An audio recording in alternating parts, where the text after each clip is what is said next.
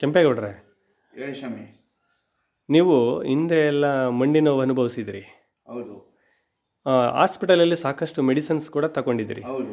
Medicines ತಗೊಂಡಾಗ ನಿಮಗೆ ಆ ಒಂದು ಮಂಡಿ ನೋವು ಪರಿಸ್ಥಿತಿ ಹೇಗಿತ್ತು? ಜಾಸ್ತಿ ಮತ್ತೆ ಇದೆ ಸ್ವಾಮಿ. ಹೌದ್ರಾ? ಹೌದು ಮತ್ತು ಈ ಒಂದು ನಮ್ಮ ಹತ್ರ ಬಂದು ಈ ಥೆರಪಿ ಮಾಡಿಸ್ಕೊಂಡಾಗ ನಿಮಗೆ ಏನು ಅನ್ನಿಸ್ತು? ಏನು ಅನುಭವ ಆಗಿದೆ? ಯಾವ ಥರ ವಾಸಿಯಾಗಿದೆ? ನಿಮ್ಮ ಅನುಭವ ಹೇಳಿ. ಸ್ವಾಮಿ, ನಾವು ರವಿ ಅಣ್ಣರೇ ಇವ್ರ ಹತ್ರ ತೋರಿಸ್ತಾ ಹ್ಞೂ ಮೈಸೂರಲ್ಲಿ ತೋರಿಸಿದ್ದಕ್ಕೆ ಆಪ್ರೇಷನ್ ಮಾಡಬೇಕು ಅಂತ ಹೇಳಿದರು. ನಾನು ಎಷ್ಟಾಗುತ್ತೆ ಸ್ವಾಮಿ ಹಣ ಅಂತ ಕೇಳೋದಕ್ಕೆ 50,000 ಆಗುತ್ತೆ ಅಂತ ಹೇಳಿದ್ರು. ಖರ್ಚು ಚೇಂಜ್ ಮಾಡಬೇಕು ಮಂಡಿ ಚಿಪ್ನಿಯ ಅಂತ ಆಪ್ರೇಷನ್ಗೆ ಅಂತ ಹೇಳಿದರು.